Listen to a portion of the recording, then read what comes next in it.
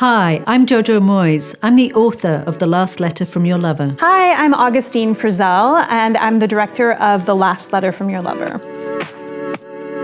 What was your original inspiration for this book? It was actually an eavesdropping moment. Writers are terribly nosy. We're terrible eavesdroppers. And I was listening to a conversation in a pub between a group of women who were trying to decipher a text message from a man. All the message said was later X. And they were trying to decipher, did later mean, this week or tomorrow or maybe when his wife wasn't around? And the way these women created something out of nothing just fascinated me. And it got me thinking about communication and how when I was growing up, you got letters if you were lucky, or you got a phone call, which you would wait in the hall by the telephone for hours. And now in the so-called age of communication, things are actually confused because nobody can tell what anything means anymore. It's like you're always trying to decipher a message, whereas in the old days, you might get a letter just saying, I love you, I miss you, I love you. That'll do for me. So it was just really contrasting communication now and then. What first attracted you to the film project, and what were your first thoughts upon reading the book? The script, it actually had a lot of similarities to my own love story, and I felt that was unique and that my husband and I met and had a very passionate first meeting. And then when we reacquainted, our courtship during that time was all via handwritten letters, and so it really mirrored what was happening in the book, and I just felt very connected to the material. That is so romantic. What is your favorite moment from the book when you first saw it on the screen? Can I cheat and say it's actually a scene that I didn't write, but you did? Oh, is that possible? Okay, I'm so curious now. Yeah.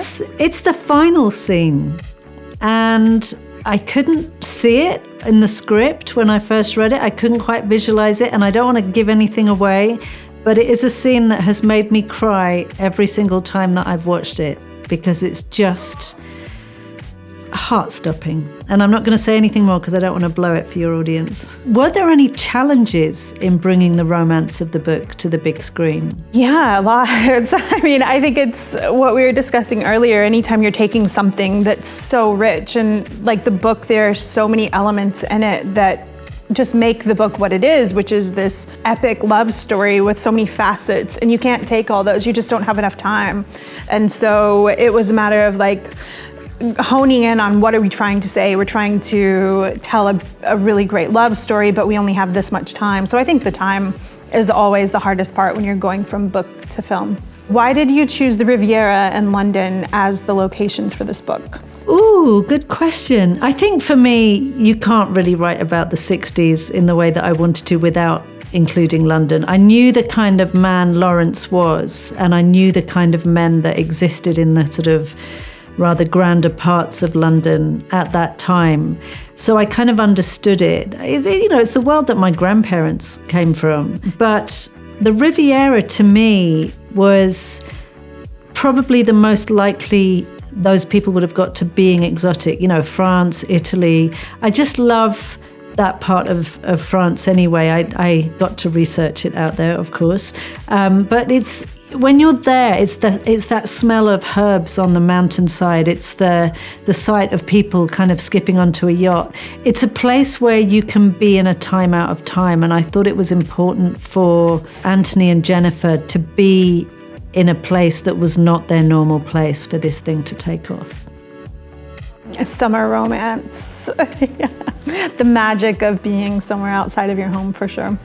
What did you enjoy most about replicating the 60s era on screen?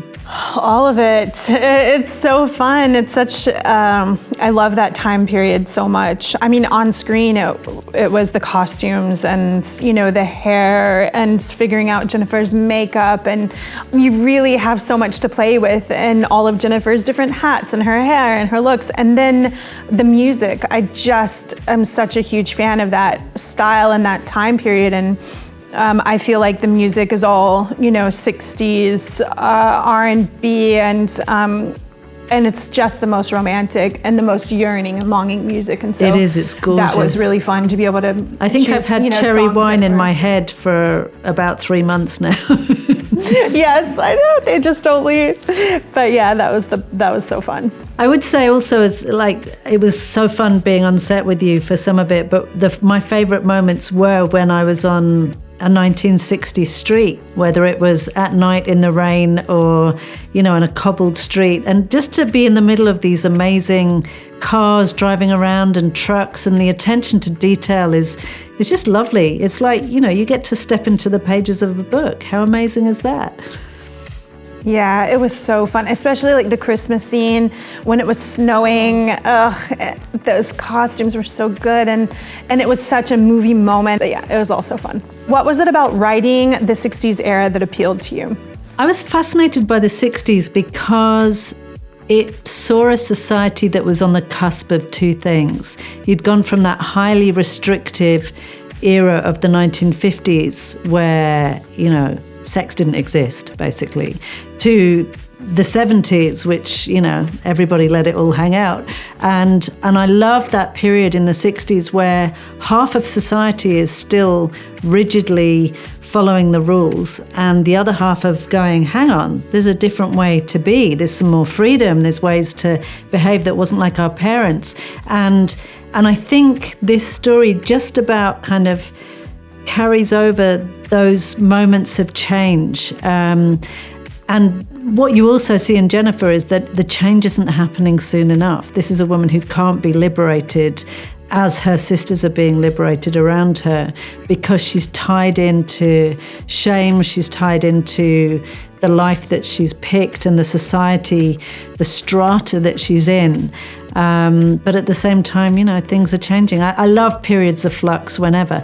Plus, the dresses are really, really pretty.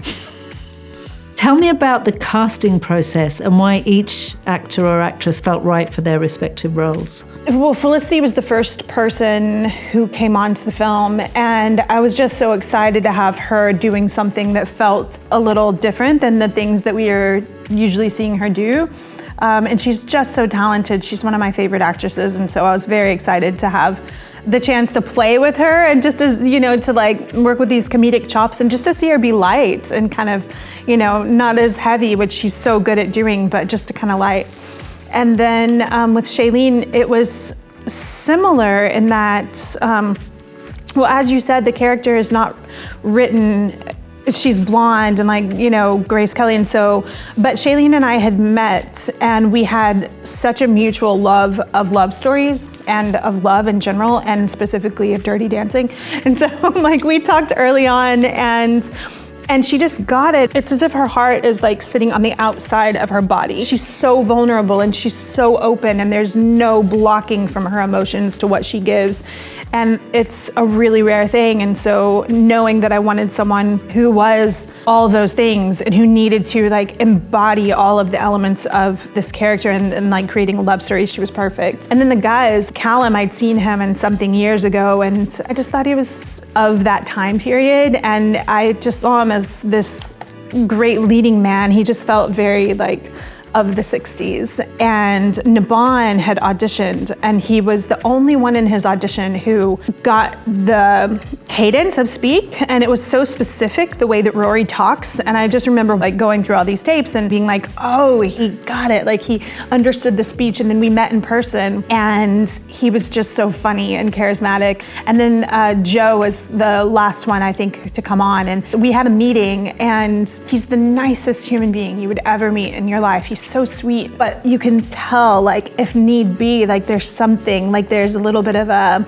mischievousness, behind his eyes. And I was ooh, I bet he'd do it. And then we talked about the character, and he just got it, and he was just great. And again, he was younger than I'd envisioned, and he's younger than the character in the book, but realistically, you could be that man who had inherited something from your father, and you were carrying on this, this position in society. And so I thought he was just great. So how does the film differ from the book for you? It's pretty close. I'm going to be honest with you and say in the 10 years that this book was in kind of pre-production, if you like, it was in script form, I wasn't convinced anybody would be able to adapt it, because the original time structure of the book it's not just kind of two narratives, it's three time zones that you're in and out of. And what is amazing to me is that you've managed to create this film that plays with that time and yet keeps it understandable for the audience, because that is a challenge. The thing for me as a writer, when my books have been adapted for screen, is I'm less worried about individual lines or moments staying in than, is it true to the spirit of the book? Do I recognize the characters in their hearts, in the way they behave? And I think I said to you from very early on, I felt you got it. And so I'm not really going to talk about many differences, because they'd just be kind of picky, tiny ones. And as you said, so much of adaptation is about what you have to lose and keeping the essence of something. And I think you kept the essence of the book, so I'm very happy.